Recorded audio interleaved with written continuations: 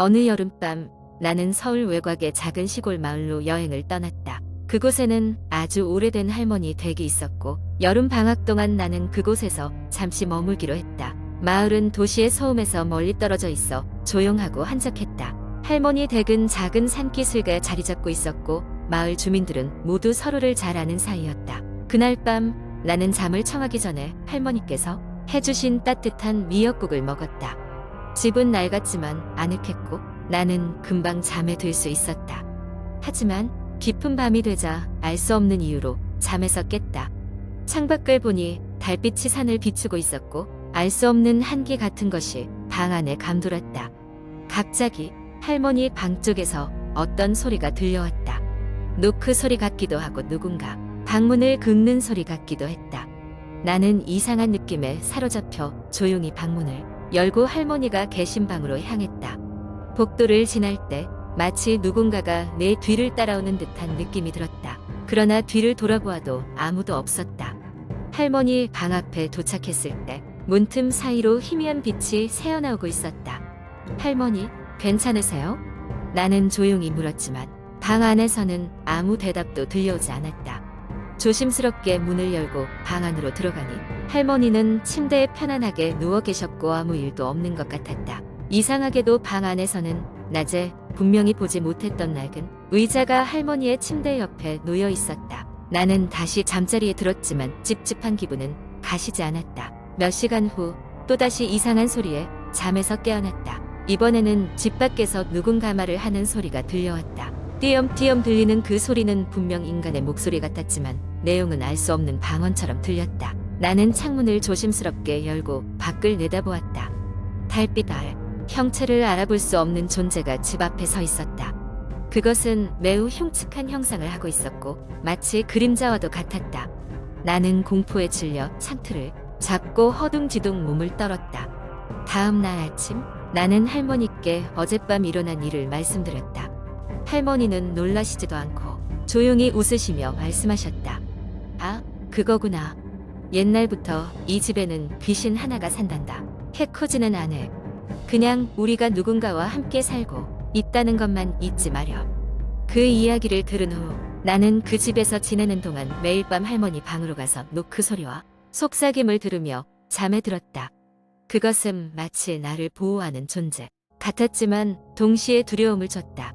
몇 주가 지나고 나는 서울로 돌아갔다. 그러나 그 집에서의 기묘한 경험은 내 머릿속에 오랫동안 남아있었다. 친구들과 이 이야기를 나누어도 아무도 믿지 않았지만 나는 그 알 수 없는 존재가 아직도 그 작은 시골 마을에서 우리 할머니와 함께 살아가고 있다는 것을 알고 있었다. 그리고 가끔씩 내가 잠들기 전에 다시 그 노크 소리가 기억나면 한순간 긴장감에 휩싸인다. 정말로 그 존재가 해코지는 하지 않았을까?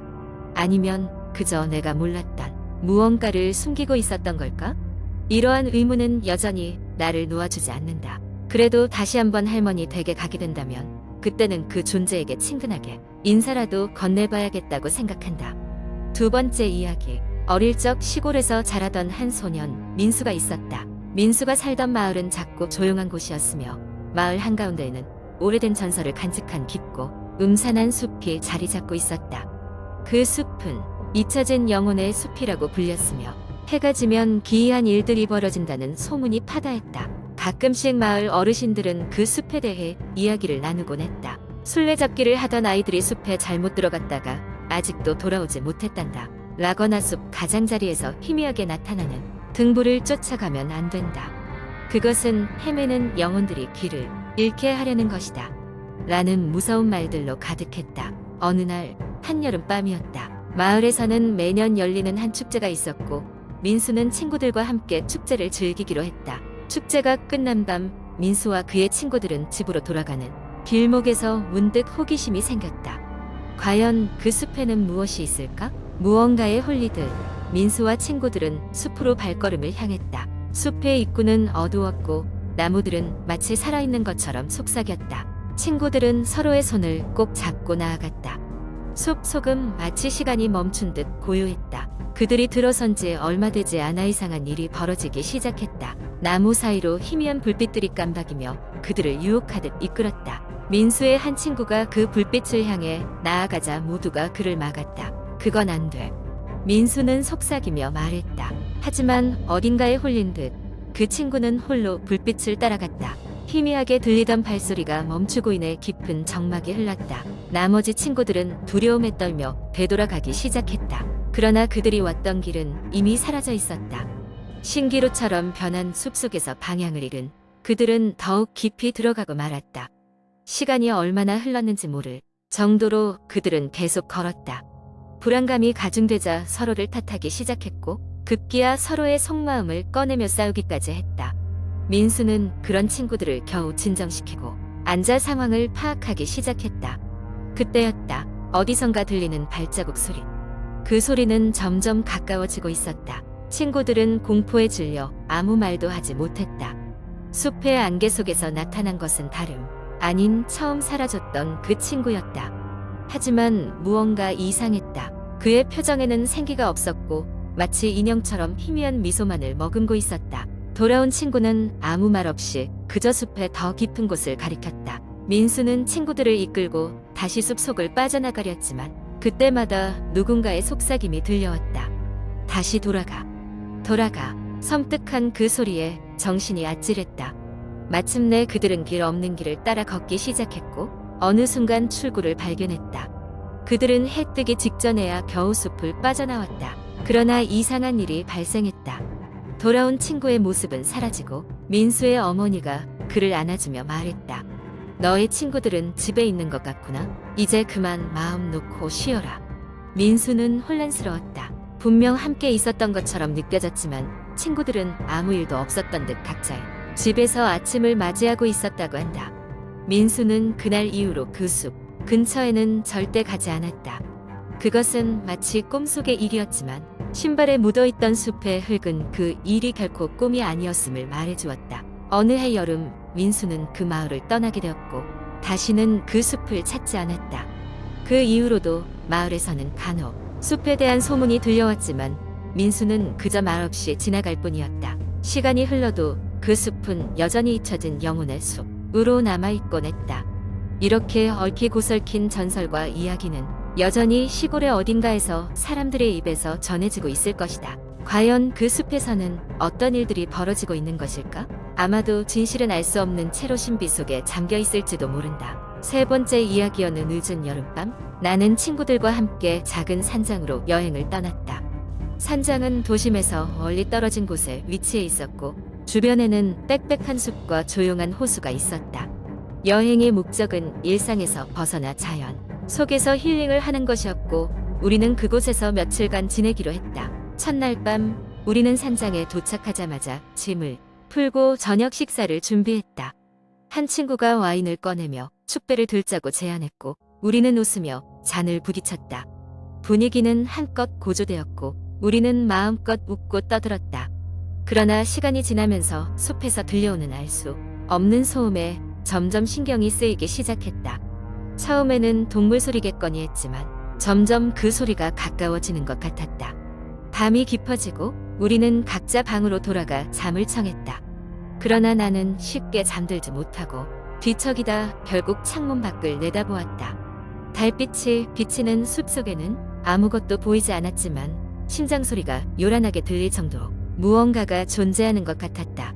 가슴이 이상하게 두근거렸고 그 불안감은 쉽게 사라지지 않았다. 다음 날 아침 친구 중 한 명의 얼굴이 잿빛이 되어 나타났다. 밤새 이상한 꿈을 꿨다며 이야기하기 시작했다. 꿈속에서 그는 산장 밖 호숫가에 서 있었고 물속에서 한 여자가 그를 향해 손을 흔들고 있었다고 했다. 그 여자는 눈이 없었고 입가에는 기이한 미소를 띠고 있었다고 했다. 꿈이라는 것을 알면서도 너무 생생해서 등골이 오싹했다고 털어놓았다. 우리는 대수롭지 않게 여기며 그 이야기를 흘려보냈지만 산장은 계속해서 우리에게 기묘한 느낌을 주기 시작했다. 그날 저녁 나는 내가 쉬고 있는 방 안에서 설명할 수 없는 한기를 느꼈다. 방 안의 눈은 똑같았지만 무언가 나를 지켜보고 있는 듯한 기분이 들었다. 친구들과의 저녁 식사 중에도 나는 계속해서 주위를 두리번거렸다. 그러다 한 친구가 물 안에서 무언가 반짝이는 것을 발견했다고 소리쳤다. 우리는 호숫가로 몰려가 손전등으로 물속을 비추었지만 아무것도 보이지 않았다. 그러나 그 순간 나는 확실히 봤다. 호숫가 가장자리에서 물 밖으로 빼꼼히 드러난 긴 머리카락과 그 아래 빛나던 하얀 무언가를. 나는 공포에 질려 뒤로 물러섰고 친구들은 나를 달래려 했으나 내 두려움은 쉽게 가라앉지 않았다. 그날 밤 나는 분명 누군가 창문을 두드리는 소리를 들었다. 그리고 흘러나오는 희미한 속삭임. 돌아가. 돌아가. 나는 무서움에 이불을 뒤집어 쓰고 벌벌 떨었다. 그때 문득 무언가가 창문 밖에서 스치는 그림자를 보았다.